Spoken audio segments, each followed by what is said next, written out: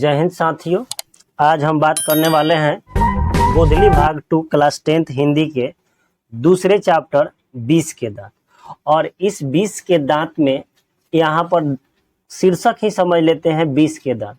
इस कहानी में दो लड़कों और दो परिवारों के बीच के मतभेद को समझाया गया है और लेखक नलिन बिलोचन शर्मा जी जो है इन्होंने भी स्पष्ट किया है कि किस तरह एक उच्च वर्ग के परिवार एक निम्न वर्ग के परिवारों में किस तरह के अंतर होते हैं, उनके शौक क्या होते हैं और निम्न वर्ग के शौक क्या होते हैं।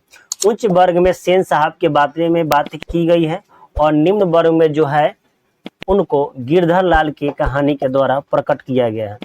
और इस कहानी में यह दिखाया गया है कि किस तरह एक उच्च वर्ग यानी एक बड़े व्यक्तियों का सोच क्या होता है, उनकी गलतियों को भी निंदा किया जाता है और छोटे के व्यक्तियों के छोटे छोटे गलतियों को एक बड़े गलतियों के अंजाम दिया जाता है।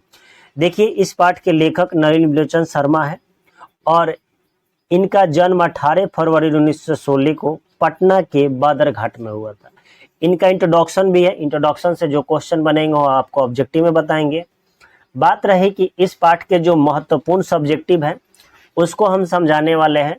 अगर आप इस वीडियो में लास्ट तक बने रहेंगे तो आपको एक अच्छे सब्जेक्टिव नोट्स हम आपको बताएंगे और ये टेलीग्राम पर भी दे देंगे आपको पीडीएफ। अगर आप पार्ट 1 20 के दांत नहीं देखें तो वो भी देख सकते हैं, इस वीडियो के डिस्क्रिप्शन में उसका लिंक है।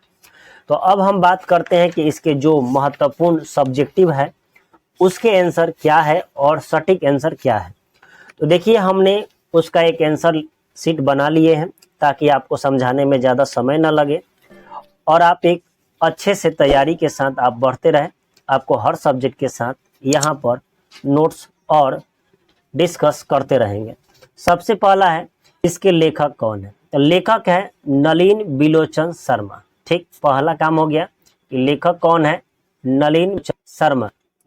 और इनका जन्म जो हुआ है 18 फरवरी 1916 ईस्वी को हुआ था। और स्थान की बात करें तो स्थान है पटना के बादरघाट। ठीक, इतना हो गया। कहानी कैसी कहानी है, तो यह एक मनोवैज्ञानिक कहानी है, यानी मनो के भावों को व्यक्त किया गया इस कहानी में है कि किसकी मन कैसे है। और इसकी प्रमुख रचना की बात करें तो दृष्टिकोण इसकी प्रमुख रचना है। हम प्रमुख रचना इसलिए कह रहे हैं ताकि इनके रचनाएं तो बहुत सारे हैं, लेकिन यह महत्वपूर्ण रचना है जो एग्जाम में पूछे जाते हैं। इस चैप्टर का पहला ही क्वेश्चन है कि 20 के दांत शीर्षक कहानी की सार्थकता स्पष्ट करें, अर्थात ये कहाँ तक सही है ये पाठ 20 के दांत।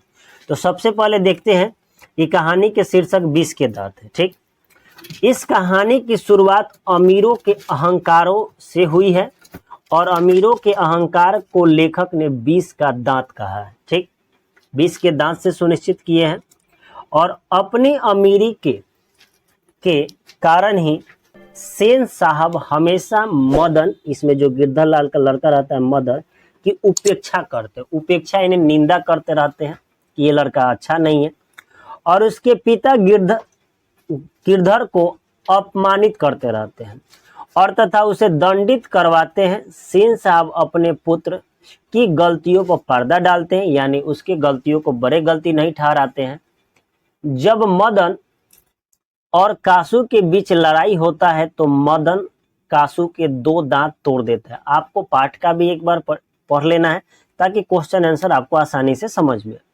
तब कहानी का अंत हो जाता है, यानी जैसे उसके दांत टूटते हैं कहानी का अंत हो जाता है, जिससे स्पष्ट होता है कि इसके शीर्षक यानी जो पाठ लिखा गया है 20 के दांत वह बिल्कुल सार्थक यानी सही है।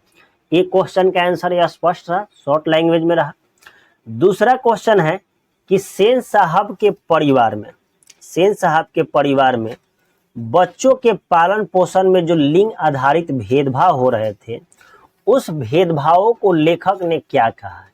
तो सेन साहब के परिवार में सबसे पहले की 5 लड़कियां थी और एक लड़का कासू था। और 5 लड़कियों पर एक लड़का किसी घर में होना लगता है कि उस घर का चिराग यही है और समाज की यही मानती है कि लड़का हो गया है। और 5 लड़कियां तो को यह बताया गया है कि उन्हें क्या नहीं करना है। देखिए कितना अच्छी बात है कि क्या नहीं करना यह जरूर बताया गया है, लेकिन क्या क्या करना चाहिए यह जरूर बताया गया है। क्या नहीं करना है वो बात की बात है, लेकिन तुमको क्या क्या करना है ये जरूर ध्यान रखना है। यही कारण है कि पांचों जो लड़कियां हैं खिलखिलाकर हंसती नहीं, मतलब खुश भी नहीं रहती है। मोटर कार जो सेन साहब खरीदे हुए थे 7,500 में, उसको छूती भी नहीं है और ना ही उछल कूद करती है। ये पूरा सब्जेक्टिव जैसे ही खत्म होगा तो आपको ये ऑब्जेक्टिव भी रिवीजन कराएंगे इस चैप्टर का, जो नेक्स्ट वीडियो में होगा। वह केवल शाम के समय थोड़ा बहुत खेलती है। वहीं दूसरी ओर कासू को सेन दंपति मतलब हस्बैंड वाइफ यानी सेन साहब और उनकी पत्नी के द्वारा पूरी छूट थी, इसलिए वह अपनी बड़ी पांचों बहनों पर हाथ भी छोड़ देता था, कभी मार भी देता था। मोटर कार की मरम्मत कभी टूट फूट भी कर देता था और किसी न किसी से वह लड़ते रहता था जिसका नाम कासू था। इससे स्पष्ट होता है कि सेन साहब के परिवार में लिंग आधारित यानी लड़के और लड़कियों के आधार पर भेदभाव किए जाते हैं। ये भी इंपॉर्टेंट क्वेश्चन था और ये क्वेश्चन की तो पूछिए मत, ये क्वेश्चन इतने बार एग्जाम में आया तो क्या कहा जाए। क्वेश्चन बैंक में देखेंगे तो बहुत बार क्वेश्चन पूछा है कि खोखा किन मामलों में अपवाद था। तो सबसे पहले कि खोखा का जन्म तो आप कहानी में देखे ही थे कि जन्म ऐसे ही नहीं हुआ था। जन्म के लिए 5 लड़कियों के बाद लड़का का जन्म हुआ, तो एक लंबे समय के बाद जन्म हुआ था। तो इसीलिए उसको पहले जीवन के नियमों का अपवाद कहा जाता है, इसलिए ताकि उसका जन्म तब हुआ जब सेन दंपति ने उम्मीदें छोड़ दी कि 5 लड़कियों के बाद एक लड़का जन्मेगा। इसके अलावा खोखा के जन्म लेते ही सेन साहब के घर में इतनी खुशी आ जाती है कि सारे नियम बदल जाते हैं और इस तरह खोखा हर एक मामलों में अपवाद दिखता है लेखक को। और चौथा क्वेश्चन है कि सेन दंपति ने खोखा में कैसी संभावनाएं देखते थे, यानी उनको क्या बनाना चाहते हैं और उन संभावनाओं के लिए उन्होंने कैसी शिक्षा तय की थी।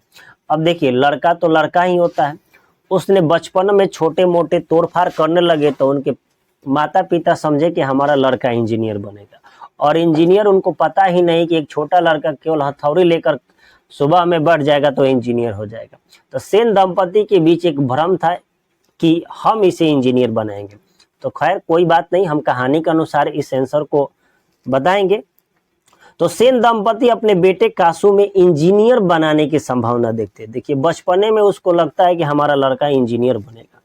उसको लगता था कि उसका लड़का कासू एक ना एक दिन जिस तरह मोटर कार की मरम्मत करता है, मरम्मत क्या करता है, केवल तोड़ता रहता है, और वह इंजीनियर जरूर बनेगा। इसलिए सेन दंपति ने उसकी इच्छा को देखकर, देखिए छोटे बच्चे हर घर में खेलते हैं, तोड़फाड़ करते हैं, तो उसको उन लोगों ने उसकी इच्छा समझ लिया कि इसको तोड़फोड़ में इच्छा है, इसलिए उन्होंने इंजीनियरिंग की शिक्षा तय कर दी।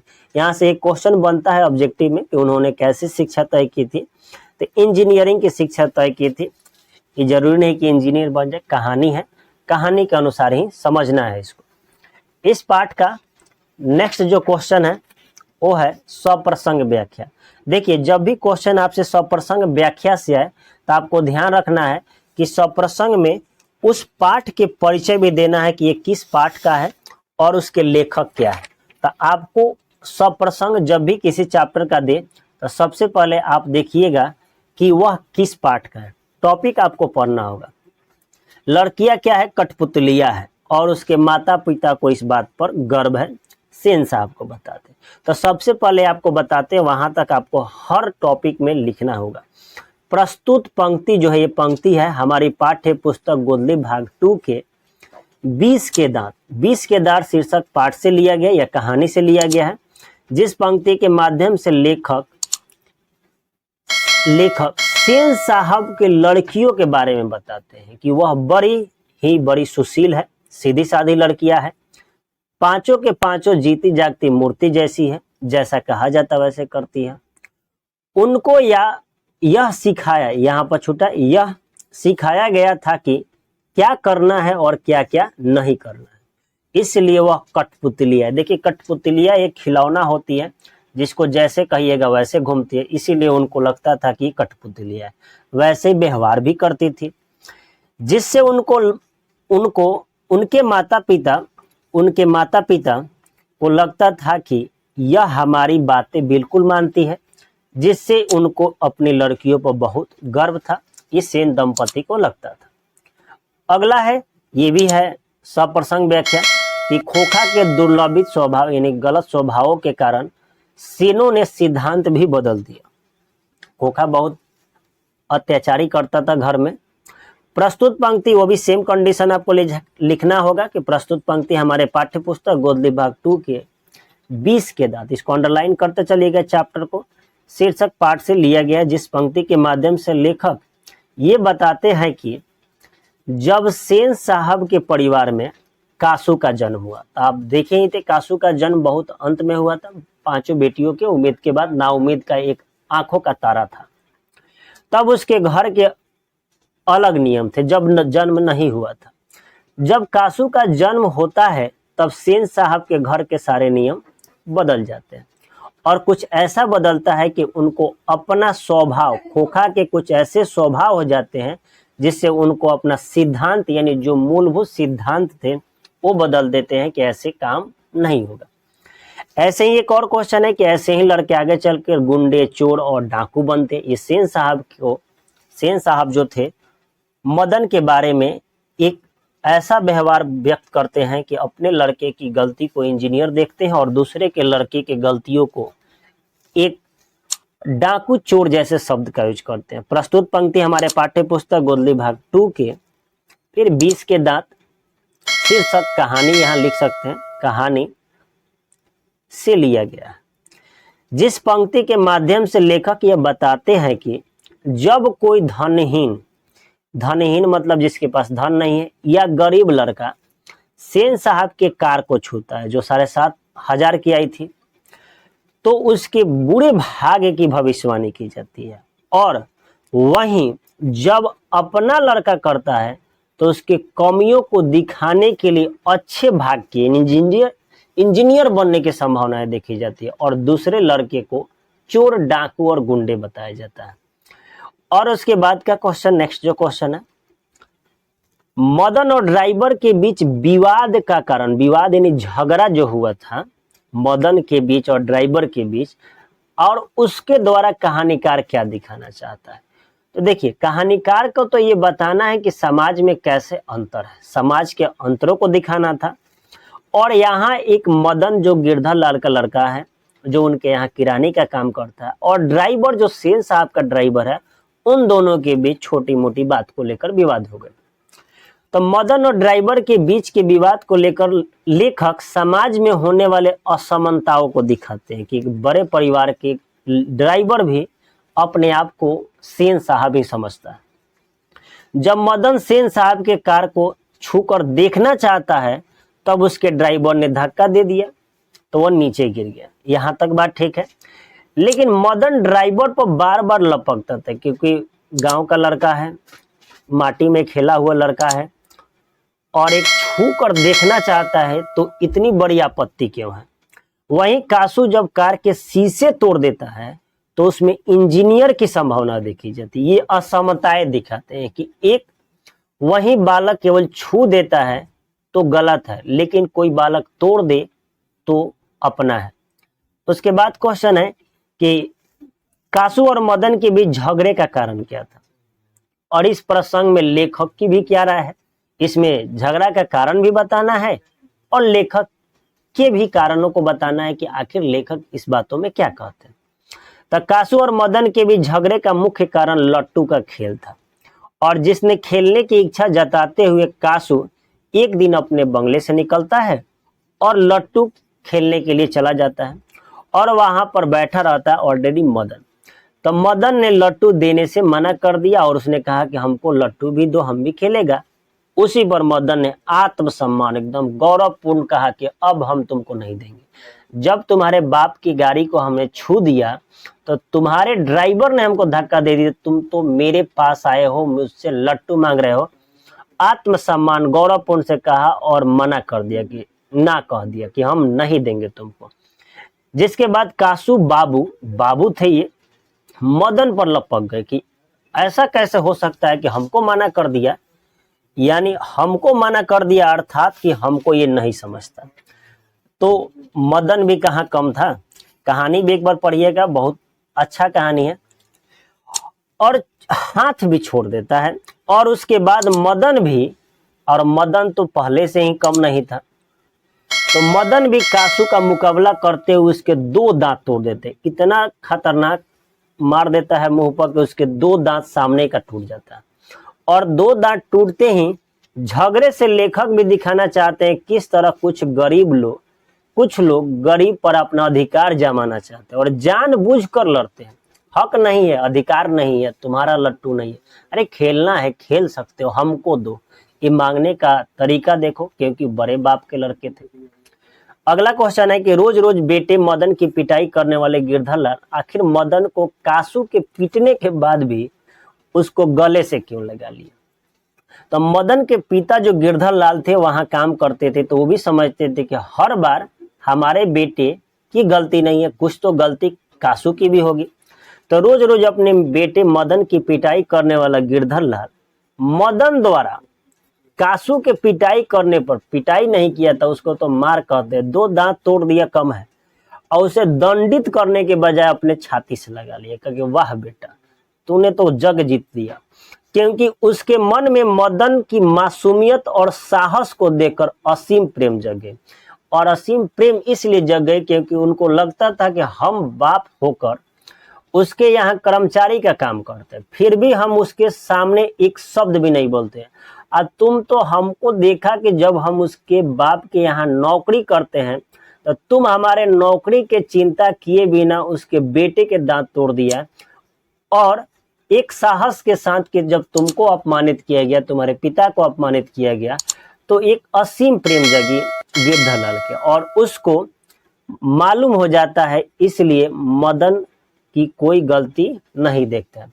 और इस पार्ट के लास्ट क्वेश्चन होगा कि आपकी दृष्टि में 20 के दांत कहानी के नायक कौन है। देखिए, नायक यानी हीरो वही होता है जिससे कहानी का अंत होता है और बुराइयां का अंत होता है।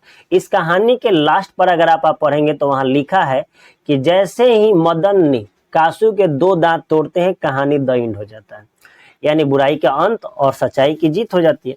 तो हमारी दृष्टि में, हम अपने अनुसार बताते, आपकी भी यही राय होगी कि हमारी दृष्टि में कहानी 20 के दांत का नायक मदन है, क्योंकि इस कहानी के द्वारा लेखक अहंकार रूपी बुराई को दिखाते हैं, और बुराई का अंत करने वाला ही कहानी का नायक होता है। कहानी का अंत मदन के द्वारा होता है, क्योंकि जब मदन और कासू के बीच लड़ाई में मदन कासू के 2 दांत तोड़ देता है, इस तरह कहानी मदन को ही नायक प्रस्तुत करती है। ये लेखक की राय नहीं है, बल्कि अपने राय से समझना है कि आपको कौन है। ये सभी सब्जेक्टिव इंपॉर्टेंट सब्जेक्टिव थे। इसके बाद के वीडियो में हम आपको ऑब्जेक्टिव, मोस्ट इंपॉर्टेंट ऑब्जेक्टिव जो हम आपको बताएंगे। ऐसे ही तैयारी करते रहिए, आपके कोई सब्जेक्ट में बाधा नहीं आएगा। हर सब्जेक्ट का हम आपको सब्जेक्टिव और ऑब्जेक्टिव बनाते रहेंगे। फिर मिलेंगे नेक्स्ट वीडियो में, तब तक के लिए जय हिंद।